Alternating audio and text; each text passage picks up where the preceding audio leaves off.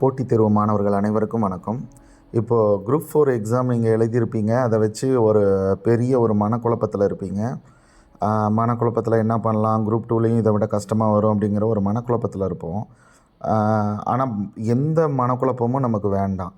ஏன்னு கேட்டிங்கன்னா, ஒரு தேர்வு வந்து கடினமாக்க கேட்கப்படும் போது அதனுடைய கட் ஆஃப் வந்து கண்டிப்பாக வந்து குறையும். ஸோ கட் ஆஃப் குறையும் போது நமக்கான பாசிபிலிட்டிஸ் நிறையவே இருக்குது.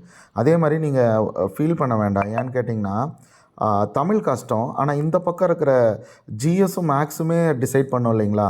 ஸோ அதனால் நம்ம எல்லாமே நம்ம ஓரளவுக்கு கரெக்டாக பண்ணி நம்ம எக்ஸிக்யூட் பண்ணுறோம் அப்படின்னா நம்ம கட்டாயம் என்ன பண்ணலாம், வெற்றி பெறலாம். சரி, அதை பற்றி நான் அதுக்கு அடுத்த வீடியோஸில் நம்ம பார்க்கலாம். இப்போ நீங்கள் பாருங்கள், இப்போ நம்ம என்ன வீடியோவில் என்ன பார்க்குறோன்னா, குரூப் 2க்கான 2A ஒரு ப்ரிலிம்ஸுக்கான ஒரு 60 டேஸ் பிளான் எப்படி எக்ஸிக்யூட் பண்ணலாம் அப்படிங்கிறது தான். இப்போ பாருங்கள், ஃபஸ்ட் விஷயம் நம்ம எல்லாருக்குமே வந்து தெரியும். என்ன தெரியும் அப்படின்னு பார்த்தீங்கன்னா, இன்னும் 2 மாதம் ஆகஸ்ட் 1 இருக்குது, அடுத்து செப்டம்பர் இருக்குது. September 28 group 2 exam. இப்போது நமக்கான மார்க் ஸ்ப்ளிட் அப் எப்படி இருக்கும், question split Apna general English or general Tamil அதில் 100 கேள்வி இருக்கும், மேக்ஸ் ரீசனிங் 25 கேள்வி இருக்கும், ஜிஎஸில் வந்து 75 கேள்வி இருக்கும்.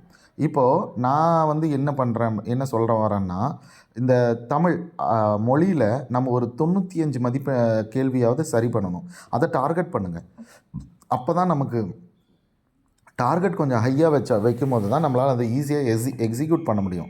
அட்லீஸ்ட் அதுக்கு நேராவது நம்மளால் வந்து போக முடியும். அடுத்தது வந்து பாருங்கள், மேக்ஸ் ரீசனிங்கில் ஒரு 20 கொஷினாவது டார்கெட் வைங்க. அடுத்தது ஜிஎஸில் 3 ஸ்லாட்டாக நம்ம பிரித்து வச்சுக்கோங்க. மொதல் ஸ்லாட்டு பாலிட்டி, அடுத்த செகண்ட் சப்ஜெக்ட் எக்கனாமிக்ஸு, அடுத்தது தமிழ், அடுத்தது தமிழ்நாடு. இது ஃபஸ்ட்டு ப்ரிஃபரன்ஸ் சப்ஜெக்ட். ஸோ இந்த ஃபஸ்ட்டு ப்ரிஃபரன்ஸ் சப்ஜெக்டில் கிட்டத்தட்ட 50 கேள்விகள் வரும், கரண்ட் அஃபேர்ஸ் உட்பட. ஸோ அப்போ அந்த 50க்கு மேலே தான் வரும். அப்போ அந்த 50 கேள்விக்கு மேலே வரும்போது அதில் நீங்கள் பெருசாக ஒன்றும் டார்கெட் பண்ண வேணாம். ஒரு 30 கேள்வி சரி பண்ணுற அளவுக்கு நம்மளுடைய ப்ரிப்பரேஷன் இருக்கணும். ஸோ ஃபஸ்ட்டு ப்ரிஃபரன்ஸு இந்த சப்ஜெக்ட்டுக்கு நீங்கள் கொடுத்து படிக்கணும். சரிங்களா? அடுத்தது செகண்ட் ப்ரிஃபரன்ஸ் வந்து பார்த்திங்கன்னா ஹிஸ்ட்ரி, ஐஎன்எம், ஜாகிரபி. இப்போ இந்த ஹிஸ்ட்ரி, ஐஎன்எம், ஜாகிரபியில் செகண்ட் ப்ரிஃபரன்ஸ் கொடுத்து படிக்கும் போது நமக்கு அதில் வந்து ஒரு 20 கேள்வி வரும். அதில் ஒரு 10 கேள்வியாவது சரி பண்ணணும்னு நினச்சிக்கோங்க. அடுத்தது science and current affairs and static GK.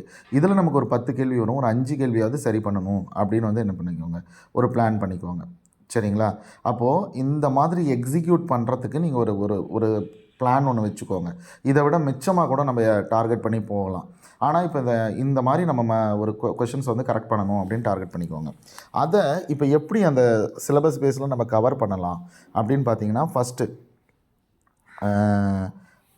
என்ன பண்ணலாம் அப்படின்னா, மொதல் விஷயம் ஜிஎஸ்ஸில் 6th-லேருந்து 10th வரைக்கும் சயின்ஸும் சோசியலும் கவர் பண்ணி முடிச்சிருங்க. அது கூட கரண்ட் அஃபேர்ஸ் அப்பப்போ வந்து அப்டேட் பண்ணிக்கிட்டே இருங்க இந்த 2 மாதம். இதுதான் ஃபஸ்ட்டு டார்கெட்டு.